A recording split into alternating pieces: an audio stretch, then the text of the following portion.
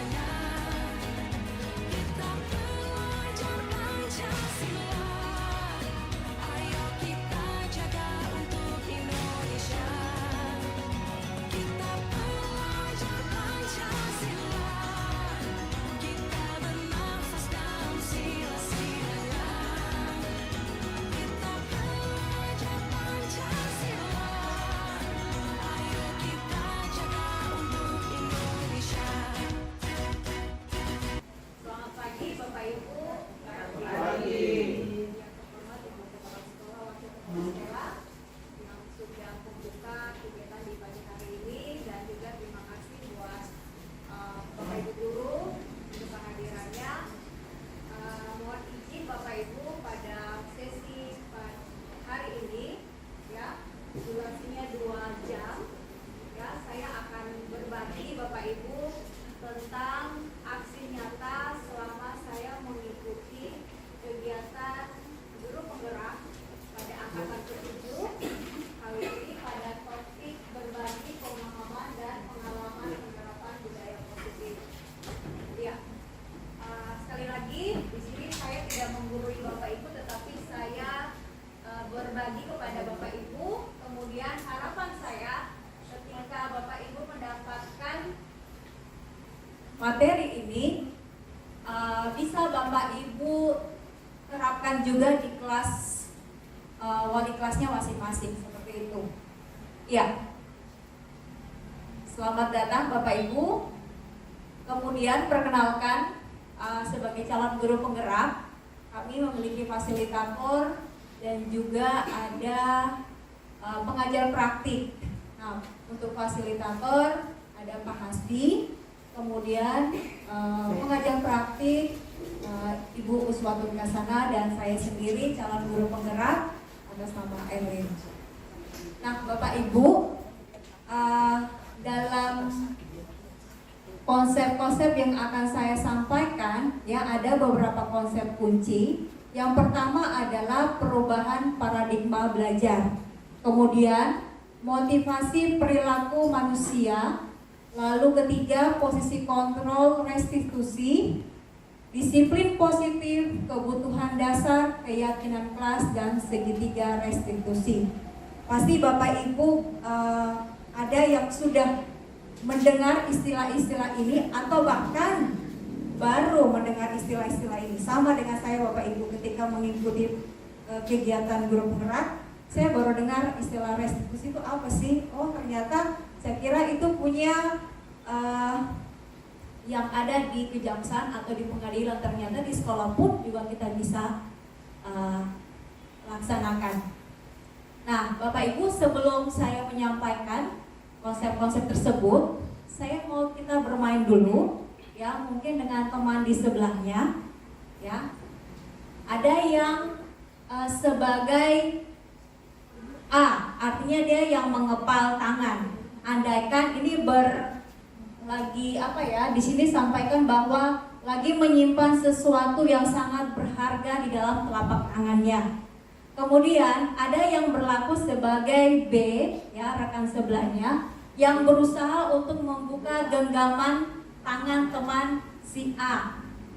Bisa Bapak Ibu? Oke, silakan. Yang jauh mendekat. Ya.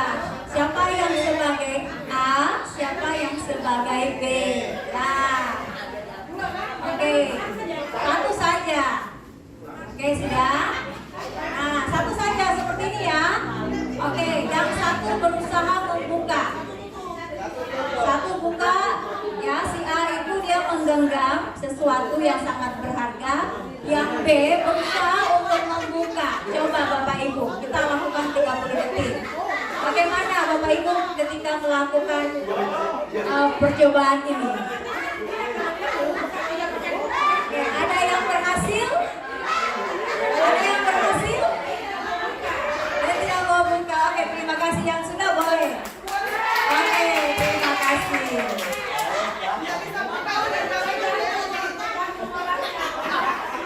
Ya, betul. Bapak Ibu, saya mau tanya, tadi yang berlaku sebagai A, ya, ada yang tetap menggenggam? Coba angkat tangan. Oke. Lalu yang B, terima kasih. Yang berhasil membuka tangan teman si A siapa? Satu orang saja. Bukan siapa, Ibu Rombe. Iya.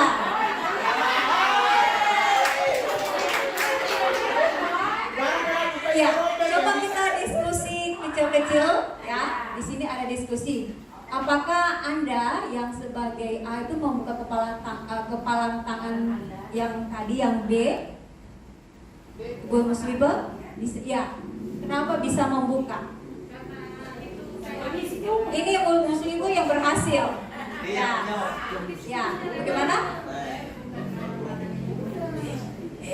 Saya membuka telapak tangannya Ibu Rombe itu dengan cara saya menggoda Ibu Rombe dulu. Kemudian berusaha membujuk, baru dia membuka telapak tangannya. Terima kasih. Ternyata membuka genggaman tangan Ibu Rombe itu tidak dengan paksaan, tetapi dengan rayuan dulu. Nah, sedangkan yang tidak berhasil, kenapa? Karena rayuan. Selain itu ada lagi? Dengan mencoba memaksa tapi tidak bisa. Ya, tidak ada rayuan dan memaksa pun juga tidak bisa.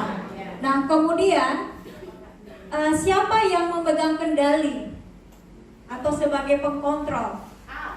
A atau B? A yang menggenggam ya. Maunya dia mau buka atau tidak? Seperti itu. Nah, di sini yang kita akan diskusikan Bapak Ibu.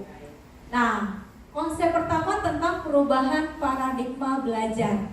Kemarin sudah disampaikan oleh Ibu Tari, Ibu Jung, dan juga Ibu Yuselfa bahwa pembelajaran paradigma baru untuk yaitu berpusat pada murid, kemudian berdasarkan profil pelajar Pancasila. Profil pelajar Pancasila Bapak Ibu bisa lihat di depan di sini. Ada beriman bertakwa kepada Tuhan Yang Maha Esa dan berakhlak mulia. Itu yang pertama. Kemudian kebinekaan global, bergotong royong, kreatif, bernalar kritis, dan mandiri. Jadi ada 6 profil pelajar Pancasila yang nantinya kita akan lakukan. Seperti itu. Apakah semuanya kita lakukan? Tidak Bapak Ibu. tergantung dari kebijakan kita dan apa yang mau kita lakukan. Kemudian ini juga sebagai arah untuk memandu segala kebijakan dan pembaruan dalam sistem pendidikan. Seperti itu. Itu konsep tentang perubahan paradigma belajar. Nah, kemudian ada lagi istilah disiplin positif. Ya, kalau kita dengar disiplin, bagaimana Bapak Ibu perasaannya? Senang? Senang biasa? Nah, kalau dengar kata pasti ya biasa. Bagaimana kalau mengaplikasikan? Kadang-kadang berat hati ya. Nah, di sini ketika kita mendengar kata disiplin, ya, yang terbayang di benak kita adalah ini terlalu tertib sekali. Kemudian, aturan lagi. Kemudian, harus patuh. Nah, kemudian kata disiplin juga sering dihubungkan dengan hukuman. Ketika kita tidak melaksanakan disiplin, maka yang bertindak adalah hukuman. Nah, kemudian sesungguhnya berbeda dengan konsep disiplin yang saya akan sampaikan. Ya, justru belajar tentang disiplin positif tidak harus dengan memberikan hukuman. Justru itulah adalah salah satu alternatif terakhir dan kalau perlu tidak digunakan sama sekali. Jadi disiplin positif ya bisa nanti pada akhirnya kita lakukan yang namanya hukuman, tetapi kalau bisa tidak sama sekali. Lalu dalam budaya kita orang Indonesia bahwa kata disiplin dimaknai menjadi sesuatu yang dilakukan seseorang pada orang lain untuk mendapatkan kepatuhan. Dan kita cenderung menghubungkan kata disiplin dengan ketidaknyamanan. Kalau ada disiplin, kayaknya ada sesuatu yang mengcover kita tidak nyaman seperti itu. Nah, berbicara tentang disiplin positif ya berkaitan dengan Ki Hajar Dewantara ya bahwa beliau juga punya pandangan sepadan dengan Dian Gosen ya mengatakan bahwa arti disiplin itu dari bahasa Latin yaitu disiplina, artinya belajar. Bapak Ibu selama ini tahu arti kata disiplin? Tidak ya? Hanya mendengar kata disiplin, tetapi filosofi atau maknanya tidak tahu. Nah, di sini saya sampaikan Bapak Ibu, bukan menurut saya, tetapi menurut Dian Gosen dan juga sepaham dengan pemikiran Ki Hajar Dewantara bahwa kata disiplin itu berasal dari bahasa Latin, yaitu disciplina yang artinya belajar. Kata disiplina juga berasal dari akar kata yang sama dengan disiplin atau murid atau pengikut. Nah, untuk menjadi seorang murid atau pengikut, seseorang harus paham betul alasan mereka mengikuti suatu aliran atau ajaran tertentu. Sehingga motivasi yang terbangun Bapak Ibu ketika mengikuti aturan-aturan tersebut itu bukan berasal dari motivasi ekstrinsik, tetapi dari dalam hati atau intrinsik. Yang tadi kita lakukan Bapak Ibu, ya, kalau mamanya yang si A sebagai pengontrol, dia mau buka atau tidak, itu berasal dari dalam diri dia, ya kan Bapak Ibu ya, intrinsik. Tetapi yang terjadi adalah Bapak Ibu mau buka, kita tahan. Harus dengan paksaan dulu baru kita buka genggaman. Seperti itu ya Bapak Ibu ya. Nah, versi yang kedua adalah dengan rayuan baru kita mau lakukan. Berarti ada hadiah atau iming-iming. Bapak Ibu pernah merasakan saya lakukan ini supaya saya dapat penghargaan atau mendapatkan iming-iming atau hadiah. Tidak usah jauh-jauh di kelas Bapak Ibu. Di kelas ketika kita mau menghukum anak kayaknya terlalu keras ya, maka kita berikan rayuan atau hadiah. Contoh, ada si anak, si A, dia malas untuk melakukan piket setiap akhir pembelajaran. Lalu ibu gurunya bilang kalau bisa piket, nanti ibu guru kasih naik nilai kerajinan. Oh, pasti dia setiap hari Bapak Ibu. Ya. Seperti itu.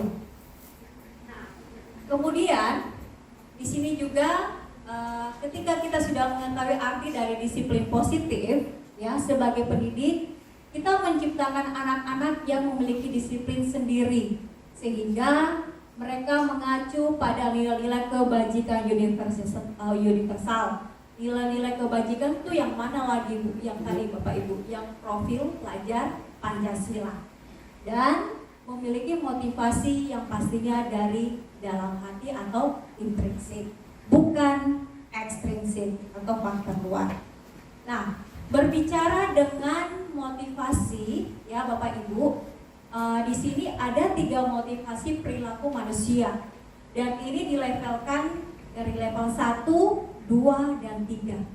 Pada level 1, motivasi perilaku manusia, ya Bapak Ibu ya, itu pertama, level 1 itu untuk menghindari ketidaknyamanan atau kehukuman. Biasanya kita mau melakukan itu supaya kita terhindar dari hukuman. Nah, biasanya orang-orang atau murid yang memiliki motivasi ini adalah menghindar hukuman atau ketidaknyamanan. Ini adalah motivasi level 1.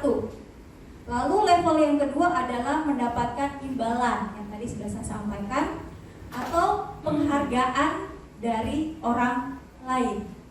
Nah, ini biasanya juga orang-orang tertentu yang hanya mau mendapatkan imbalan. Dan level yang ketiga adalah menjadi orang yang mereka inginkan dan menghargai diri sendiri dengan nilai-nilai yang mereka percaya. Artinya orang-orang ini kalau mau melakukan disiplin itu bukan karena menghindar dari hukuman, bukan karena ada imbalan, tetapi dari diri sendiri. Seperti itu. Jadi ada 3 motivasi perilaku manusia, dan itu mulai dari level 1, 2, dan 3. Nah, konsep berikutnya adalah kebutuhan dasar. Bapak Ibu, ya, kita pasti memiliki kebutuhan dasar yang pasti adalah bertahan hidup supaya survive. Nah, kita biasanya juga melakukan disiplin itu ya berdasarkan kebutuhan dasar. Pertama adalah bertahan hidup, kemudian kasih sayang dan rasa, lalu diterima, ya. Bagaimana kalau Bapak Ibu tidak melakukan disiplin? Apakah Bapak Ibu diterima dalam satu lingkungan? Tidak ya, pasti akan dikucilkan. Penguasaan, ya, kebebasan dan kesenangan. Ini tambahan saja. Selanjutnya konsep berikutnya adalah konsep disiplin, Bapak Ibu. Bapak Ibu pernah dengar istilah konsekuensi? Nah, apakah ada perbedaan antara hukuman dan konsekuensi? Bedanya apa? Bu Siska bisa bantu saya?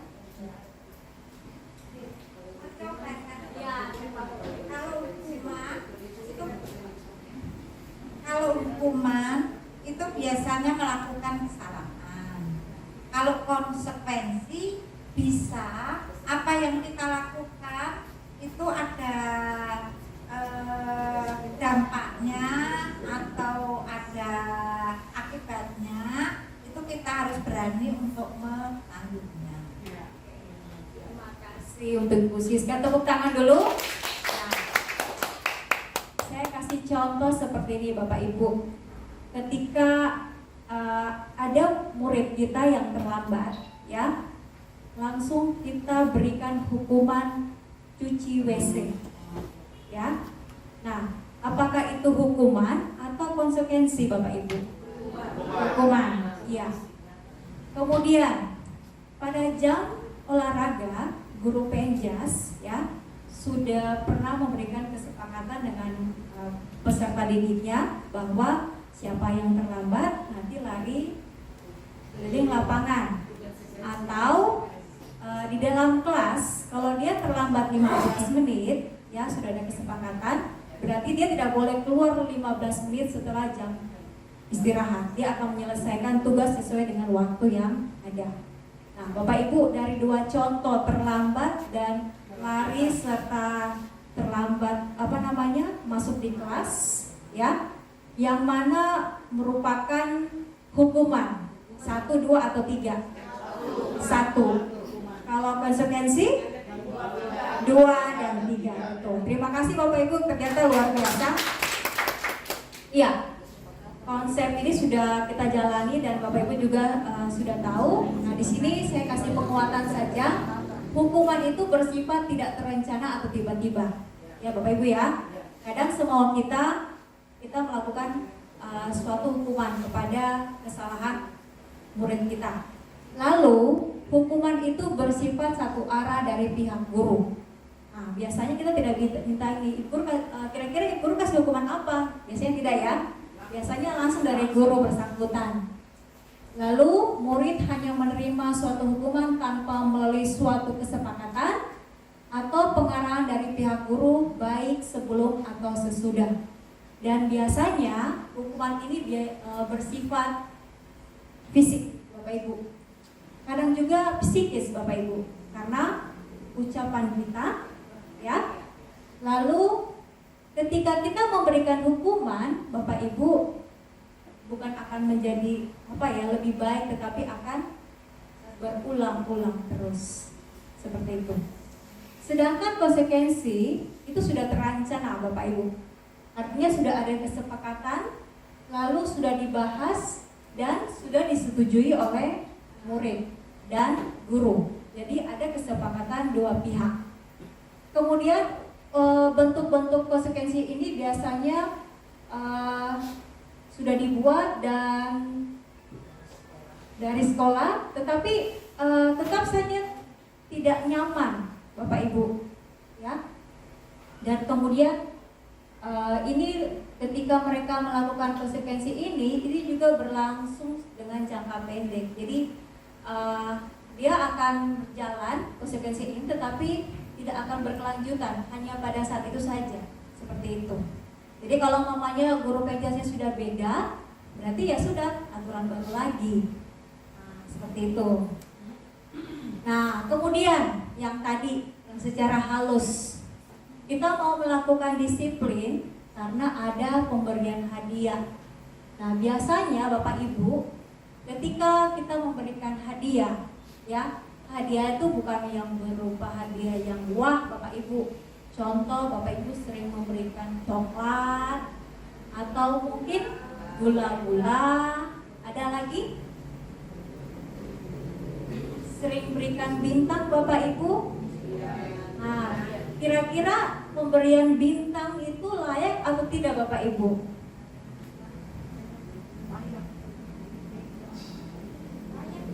Layak.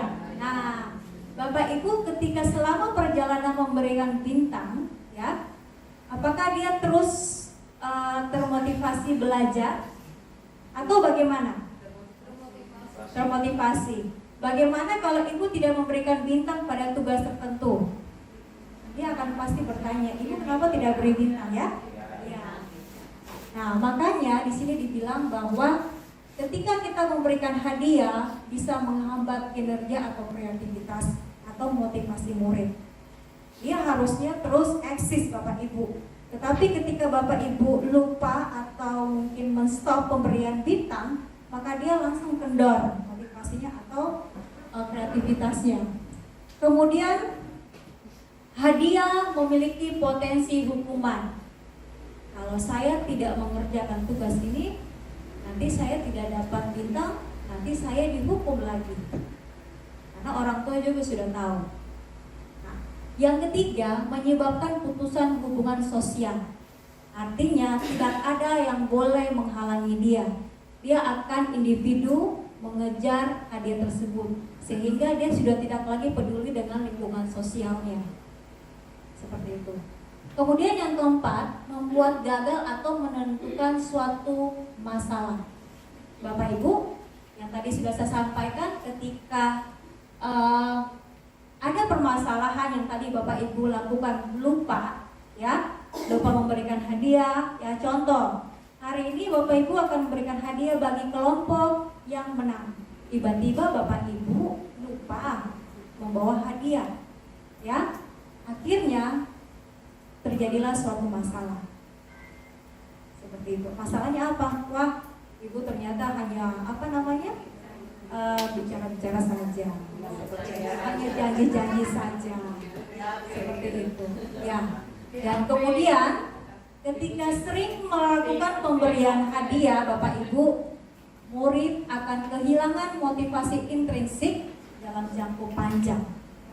Jadi dia akan melakukan suatu pekerjaan, ya, ketika diberikan hadiah. Kalau tidak diberikan hadiah, dia akan kembali seperti semula, seperti itu. Ya, seperti itu. Ya, bagaimana Ibu? Oke, pujian boleh kita berikan, ya. Baiknya Bapak Ibu kalau memberikan pujian, ya, itu di akhir pembelajaran. Karena kalau mamanya setiap kali kita pembelajaran, ya Bapak Ibu, ya, tepuk tangan berulang-ulang, lalu Bapak Ibu lupa ketika kelompok B yang memberikan respon baik, nanti juga nggak kejauhan. Lebih baik itu di akhir pembelajaran kalau Bapak Ibu memberikan pujian. Dan itu alternatif Bapak Ibu kalau mau memberikan pujian. Pujian lebih baik daripada pemberian hadiah atau fisik seperti itu. Itu yang kami dapat, ya. Kemarin kami juga sempat bertentangan, ya. Ternyata dibukalah pikiran kita bahwa memberikan hadiah kepada anak, ya, pada saat dalam kelas itu menurunkan motivasi intrinsik dari anak tersebut. Lalu kan harus kita berikan pujian. Oke, kalau begitu berikanlah pujian di akhir pembelajaran. Dan biasanya setelah pembelajaran, tepuk tangan buat kelompok yang sudah berhasil, semua akan merasa terpuji Bapak Ibu. Jadi rata. Oke. Begitu Bapak Ibu, ya. Oke, itu tentang konsep disiplin. Jadi ketika kita melakukan disiplin, ya, berarti pasti ada hukuman, kemudian ada konsekuensi, dan ada pemberian hadiah. Nah, Bapak Ibu akan dikenalkan dengan istilah restitusi. Nah, ada cara terbaik, ya, dalam kita menciptakan disiplin positif, yaitu dengan pendekatan restitusi. Apa sih itu restitusi? Restitusi adalah proses menciptakan kondisi bagi murid untuk memperbaiki kesalahan mereka sehingga mereka bisa kembali pada kelompok mereka dan karakter yang lebih kuat. Itu yang bagaimana, ya.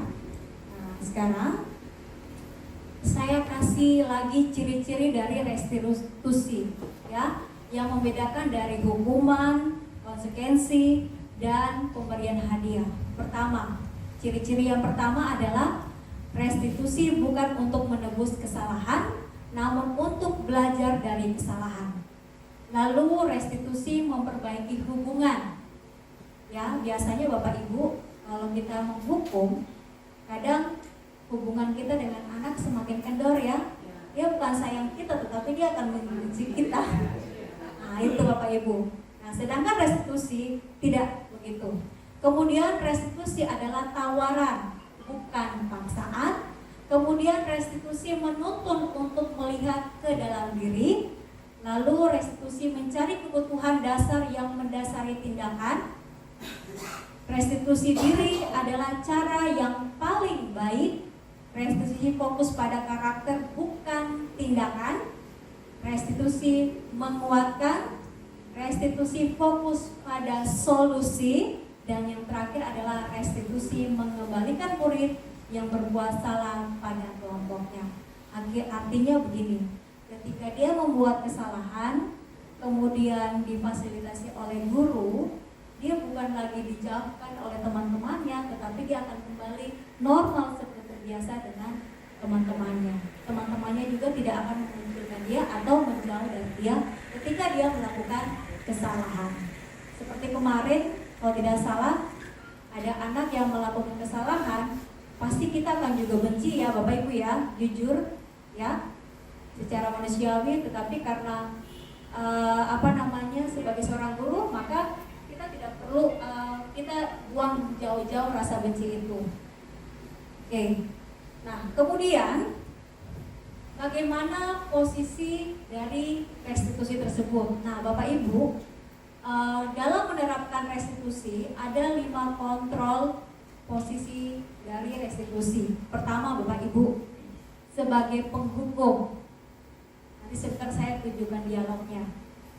Ada yang sebagai penghukum, ada yang sebagai pembuat rasa bersalah, ada yang sebagai teman, ada yang sebagai pemantau, ada yang sebagai manajer. Itu yang bagaimana, Bapak Ibu? Nah, kita lihat satu-satu. Penghukum, ya. Ketika kita melakukan restitusi pada posisi penghukum, itu biasanya menggunakan hukuman fisik maupun verbal. Orang-orang yang menjalankan posisi penghukum ya senantiasa mengatakan bahwa sekolah memerlukan sistem atau alat yang dapat lebih menekan murid-murid lebih dalam lagi. Guru-guru yang menerapkan posisi penghukum akan berkata begini, patuhi ketentuan saya, awas, kamu selalu saja salah, lalu selalu terakhir setelah saya. Nah, guru seperti ini senantiasa percaya hanya satu cara agar pembelajaran bisa berhasil, yaitu dengan cara dia. Itu adalah posisi restitusi penghukum, Bapak Ibu. Ya, nanti Bapak Ibu kira-kira di posisi yang mana ini? Ya, satu-satu. Kemudian posisi yang berikutnya adalah pembuat rasa bersalah ya. Biasanya guru ini bersuara lembut, ya.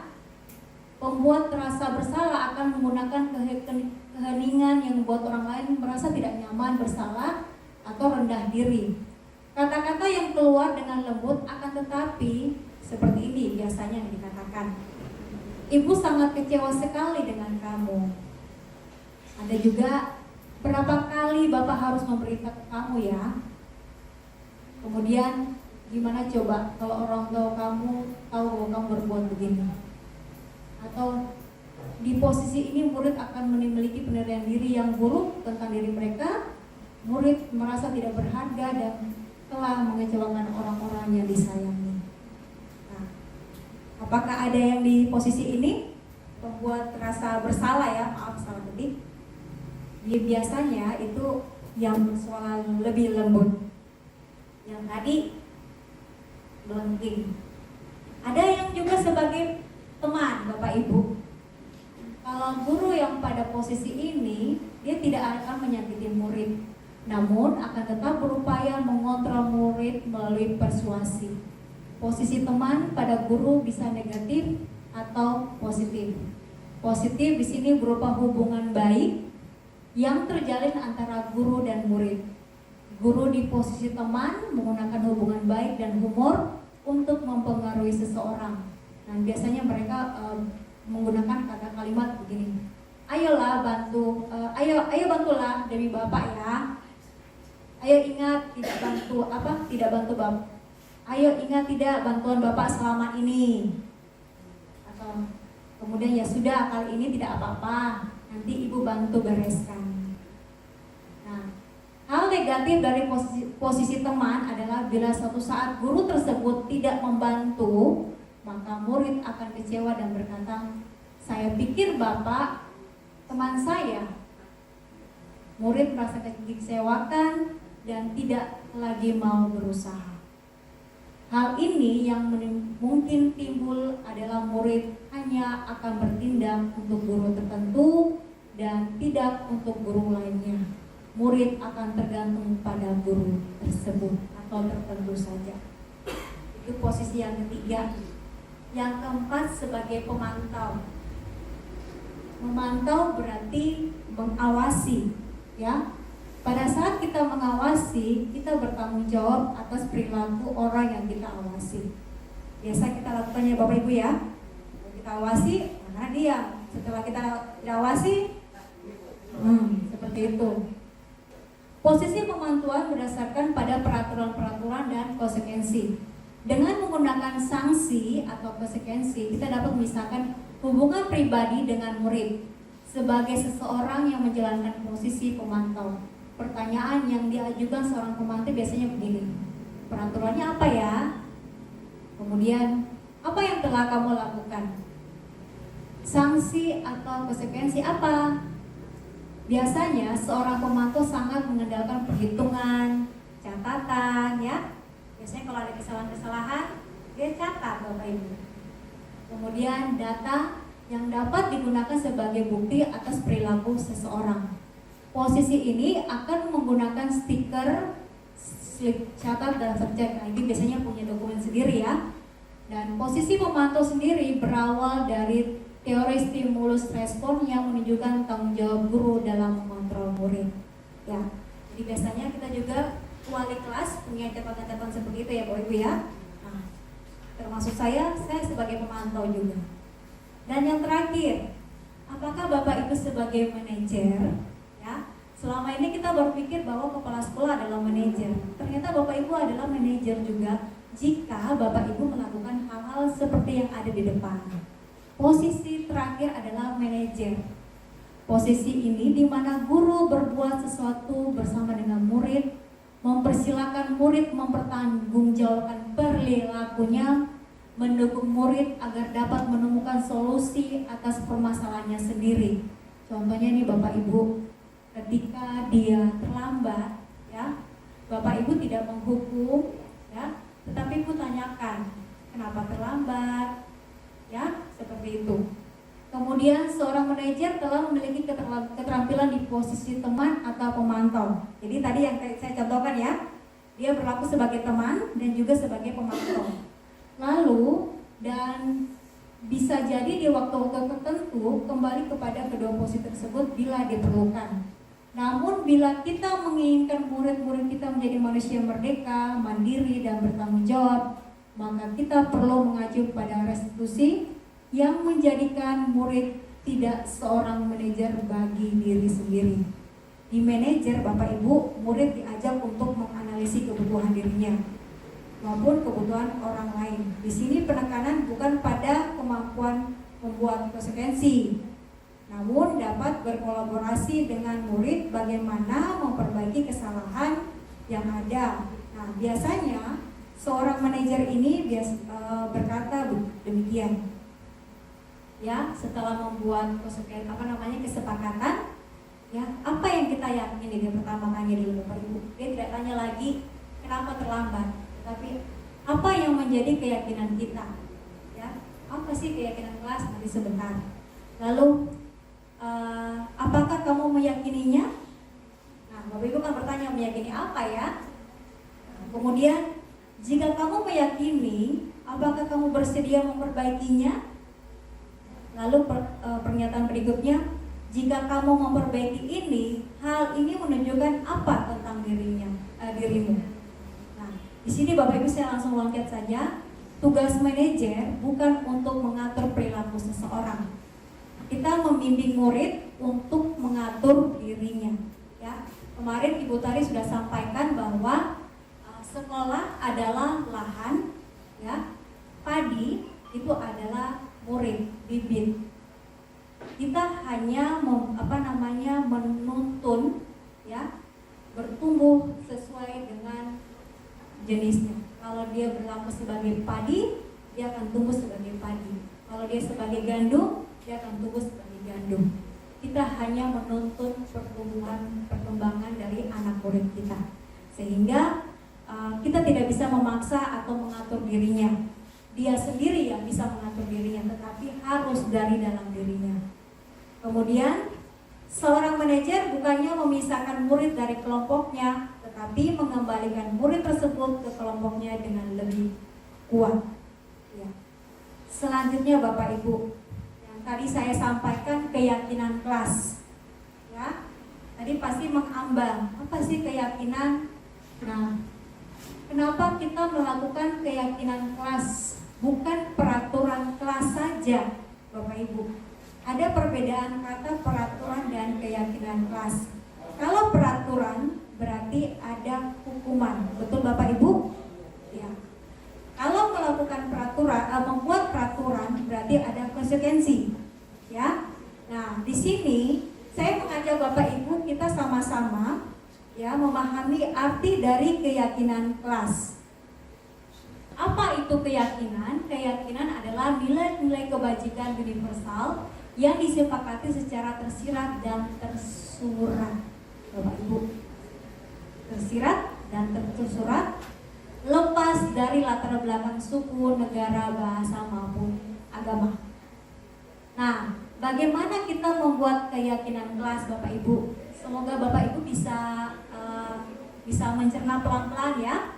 Yang ini sudah saya pernah lakukan di kelas saya. Pertama, ya, kalau kita mau melakukan atau membentuk keyakinan kelas lebih kecil skopnya, ya pertama adalah keyakinan kelas itu bersifat abstrak, Bapak Ibu. Ya, kalau biasanya di peraturan menggunakan seragam putih biru, tidak ini bla bla bla, ya, dia bukan abstrak. Kemudian lebih rinci dan konkret. Lanjut, keyakinan kelas berupa pernyataan-pernyataan. Kemudian pernyataan keyakinan kelas senantiasa dibuat dalam bentuk positif. Positif di sini adalah menggunakan kalimat positif. Di peraturan biasanya kita menggunakan tidak, jangan, seperti itu ya Bapak Ibu ya. Ya, kadang kata tidak itu bukan tambah memperkecil, tapi memperbesar, seperti itu. Makanya di sini dihimbau menggunakan pernyataan yang bentuk positif. Kemudian keyakinan kelas hendaknya tidak terlalu banyak. Peraturan sekolah kita banyak ya Bapak Ibu ya, sampai dia lupa kemana peraturan yang dia mau ingat, begitu. Nah, sedangkan keyakinan kelas itu tidak terlalu banyak sehingga mudah diingat dan dipahami oleh warga kelas. Lalu keyakinan kelas sebaiknya sesuatu yang dapat diterapkan di lingkungan tersebut. Jadi khusus di kelasnya dulu, ya.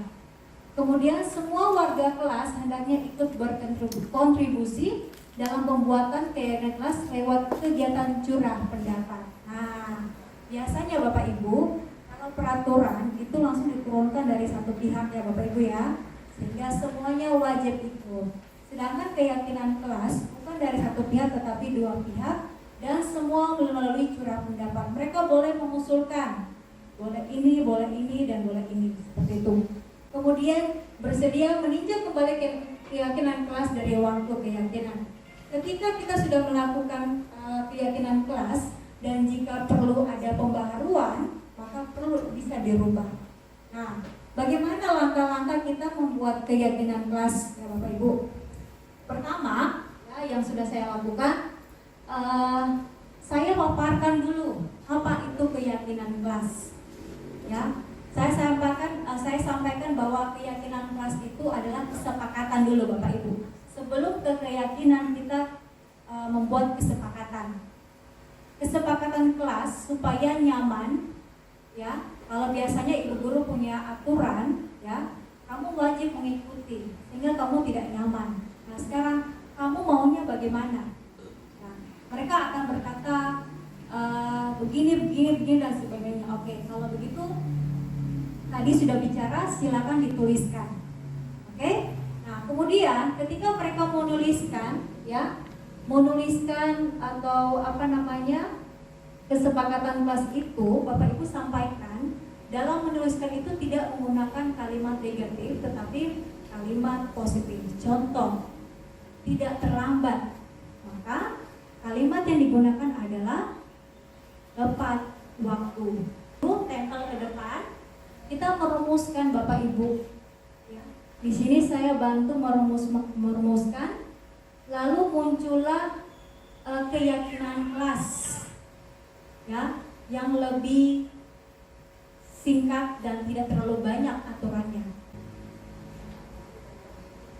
Tidak terlambat, kemudian tidak terlambat datang ke sekolah, tidak terlambat kumpul tugas, itu kita bisa kategorikan tepat waktu. Beberapa deretan kesepakatan itu kita simpulkan.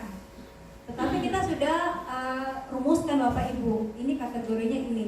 Kayak mamanya makan, minum, nah itu berarti kan tertib di dalam kelas. Kalau tertib berarti ya tidak makan, tidak minum, tidak ribut, ya tidak buang sampah sembarangan. Nah, itu semua adalah keyakinan kelas. Jadi tertib di dalam kelas. Nah, setelah disepakati, nah Bapak Ibu bisa meminta anak-anak untuk tanda tangan. Bapak Ibu tanda tangan, ya. Lalu jangan lupa ditempel di dinding kelas.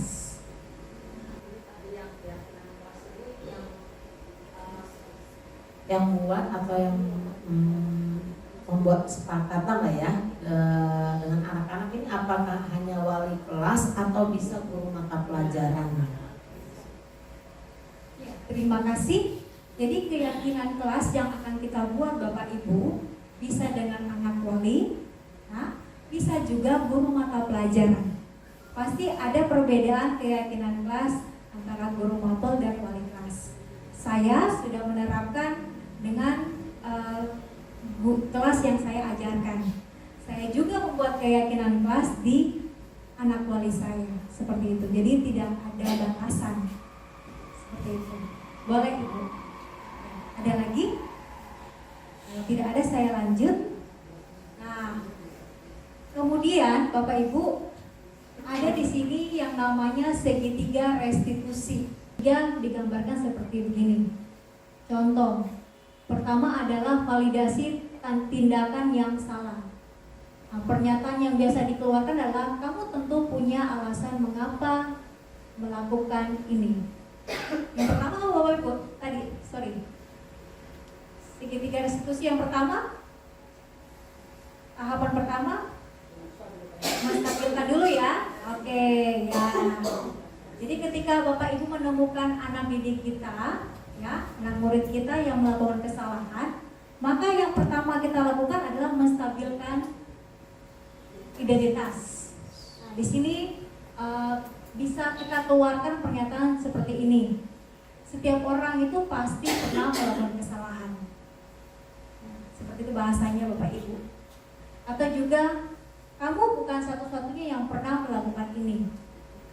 Artinya dia bukan orang satu-satunya yang baru melakukan. Sudah banyak orang yang melakukan kesalahan, sehingga dia tidak merasa sendiri dengan melakukan kesalahan. Nah, setelah Bapak Ibu menstabilkan identitas, maka ke tahap berikutnya adalah validitas tindakan yang salah. Bapak Ibu bisa memberikan pernyataan seperti ini. Kamu tentu punya alasan mengapa melakukan ini. Atau adakah cara yang lebih efektif untuk mendapatkan apa yang kamu butuhkan? Seperti itu. Nah, setelah itu baru Bapak Ibu bisa menanyakan keyakinan kelas. Nah, keyakinan kelas apa yang telah kita sepakati? Atau kamu ingin menjadi orang seperti apa? Seperti itu. Jadi itu adalah segitiga restitusi. Atau mungkin bisa kita ajak anak-anak, misalnya ya Ibu udah disepakati nih, udah yakin anak-anak setuju, tapi kita sampaikan ini berlaku untuk semua guru ya. Boleh, Bapak Ibu. Iya, jadi ya wali kelas boleh Bu. Bisa kita menggunakan kata-kata itu juga. Terima kasih. Bu Ona silakan. Terima kasih atas kesempatan yang diberikan oleh saya kepada saya. Tapi saya perpustakaan banyak menemukan hal yang aneh yang dari siswa itu sendiri. Itu seperti mungkin mereka tidak buat tugas atau di mari guru yang bersangkutan, mereka sering lari ke perpustakaan. Jadi di sana tuh kadang yang pertama saya langsung tanya mereka, kenapa jam ini kamu masuk baru kamu tidak masuk di kelas, tapi kamu lari ke sini, pasti guru marah kamu tuh. Itu kadang mereka menjawab, Bu, begini kita tidak suka. Dia mengajar juga kita tidak mengerti. Jadi kadang saya kan bukan guru, jadi saya diam saja. Nah, kadang katanya tegur mereka itu kasar. Nah, begitu. Jadi saya bilang, ya dia tegur kasar itu karena dia kan sayang sama kamu. Dia mau ke depan itu berhasil lagi dan tidak dia. Jadi dia tegur, dia marah bukan dia benci. Apalagi seorang ibu, dia tidak benci sama kamu, tapi sayang sama kamu supaya masa depanmu cerah ke depan. Nah, saya jawab itu. Jadi bagaimana saya bisa mengatasi mereka lebih baik lagi ke depan. Karena perpustakaan ini setiap jam ini saya ketemu masalah saja yang aneh-aneh. Terima kasih tepuk tangan buat Ibu Ona. Ya. Itu sebelum kita mengenal yang namanya kesepakatan kelas dan keyakinan kelas. Nah, supaya tidak terjadi yang disampaikan Ibu Ona, maka Bapak Ibu baiknya kita tadi sebagai posisi yang mana Bapak Ibu? Sebentar ya. Saya kembali lagi yang tadi. Ya. Nah, ini dia. Supaya kita tidak dikatakan sebagai ibu bla bla bla bla.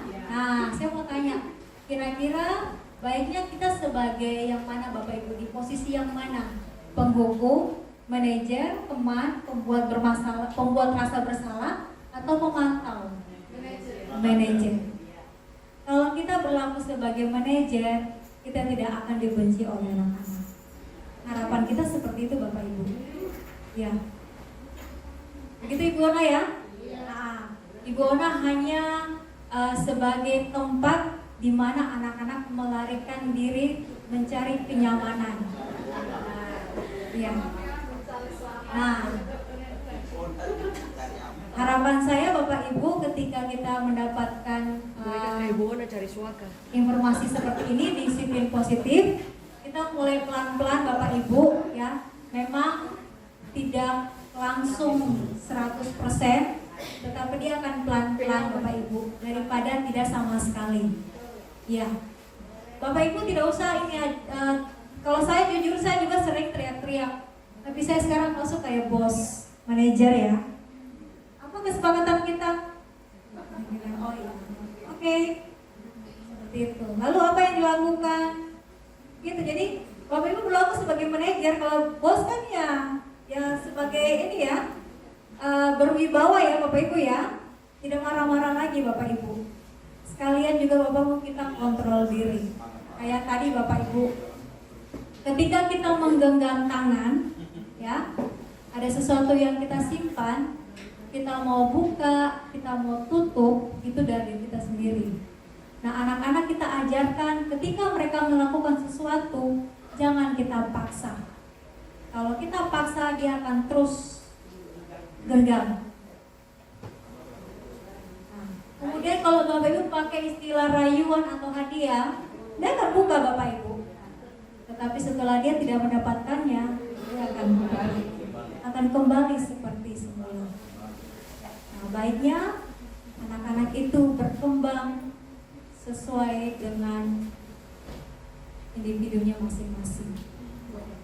Seperti itu. Karena karakter anak, kemarin Ibu Yoselfa sudah katakan bahwa setiap anak-anak berbeda, ya, anak-anak unik. Ada yang memang senang lari-lari, ya, tapi dia punya pendengaran lincah Bapak Ibu. Ya.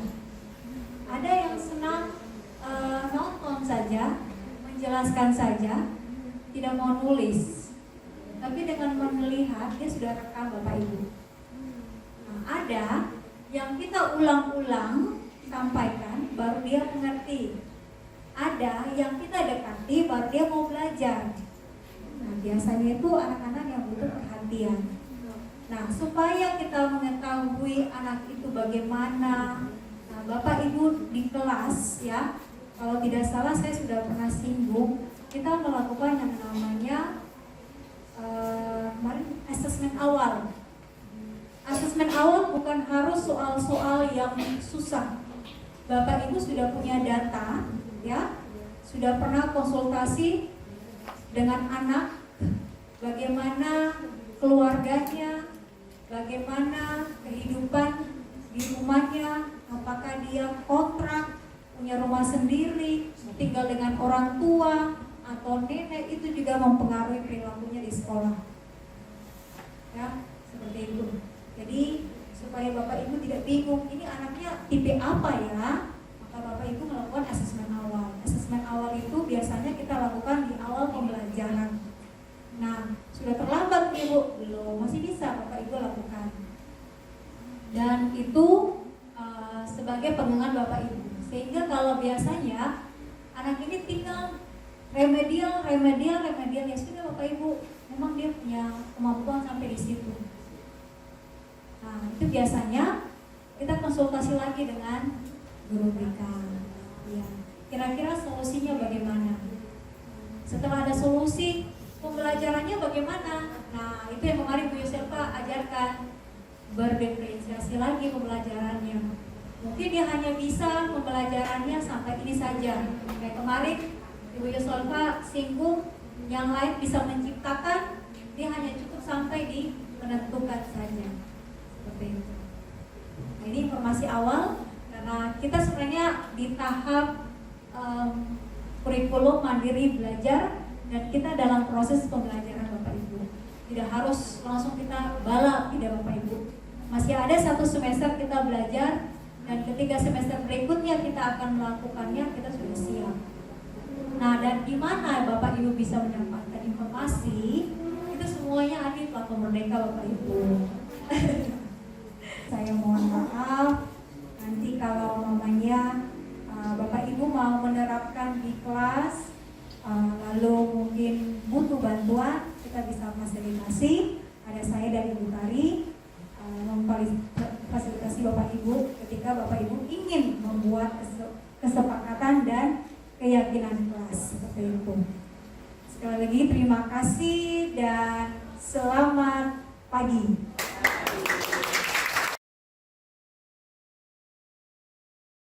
Amalongo Nimo TV Saipa. Assalamualaikum warahmatullahi wabarakatuh. Selamat pagi dan salam sejahtera untuk kita semua. Pada kesempatan ini saya mau menceritakan atau menyampaikan tentang konsep utama budaya positif tentang pendidikan yang berlangsung saat ini. Tetapi sebelumnya saya ingin memperkenalkan nama saya. Nama saya Matius Sedan SPD, Kepala Sekolah SMP Negeri 2 Mimika, Papua Tengah. Mau menyampaikan secara keseluruhan atau menyampaikan hal-hal pokok tentang konsep utama budaya positif tentang pendidikan berkarakter dan pendidikan berkaitan dengan kurikulum Merdeka ke depan. Berbagai pemahaman dan pengalaman penerapan budaya positif termasuk pertama yaitu menyangkut tentang perubahan paradigma belajar menuju merdeka belajar. Pada kesempatan ini saya mengajak semua teman-teman guru agar ke depan kita betul-betul ingin membudayakan pembelajaran positif, baik itu di dalam lingkungan sekolah maupun di luar sekolah, bahkan secara khusus pada saat Bapak Ibu guru mengajar di kelas. Siswa diberikan kesempatan untuk berpikir positif dan juga guru harus memberikan bagaimana untuk berpikir positif di dalam mendapatkan pendidikan dan berkarakter sesuai dengan kurikulum Merdeka. Disiplin positif di sini adalah salah satu motivasi murid berperilaku bersifat internal dari dalam diri murid untuk menjadi orang yang mereka inginkan dan menghargai diri sendiri dengan nilai-nilai yang merdeka yang mereka percaya. Bapak Ibu dan kita semua yang ada, disiplin positif dengan pendekatan restitusi merupakan sebuah cara menanamkan disiplin positif pada murid. Dan guru diharapkan menempatkan posisinya sebagai manajer, di mana guru berbuat sesuatu bersama dengan murid, mempersilakan murid mempertanggungjawabkan perilakunya, mendukung murid agar dapat menemukan solusi atas permasalahannya sendiri. Dan guru diharapkan mulai bergerak meninggalkan posisi yang selama ini sebagai penghukum atau pembuat mereka merasa bersalah. Sehingga diharapkan model-model lama kita tinggalkan karena sekarang kita sudah masuk pada paradigma baru. Untuk itu kepada Bapak Ibu Guru, setelah mendapatkan pemahaman disiplin positif, diharapkan bisa bersama murid membuat keyakinan kelas. Dengan keyakinan kelas yang telah disepakati bersama, maka murid akan segera dan bersemangat untuk menjalankan keyakinannya daripada hanya sekedar mengikuti serangkaian peraturan tertulis tanpa makna. Dengan demikian, secara berlahan akan tercipta disiplin positif dan menjadi budaya positif di sekolah, di mana siswa dan guru mengikuti sama-sama kegiatan-kegiatan pembelajaran. Dan diharapkan kepada kita semua, baik yang ada sebagai guru maupun non-guru, harus betul-betul kerjasama membudayakan atau menerapkan budaya positif di dalam lingkungan sekolah. Saya pikir itu saja yang merupakan salah satu dasar yang perlu saya sampaikan agar menjadi acuan atau dasar kita sebagai seorang guru dan sebagai siswa di dalam melaksanakan proses belajar mengajar, baik di dalam lingkungan sekolah maupun di dalam kelas masing-masing.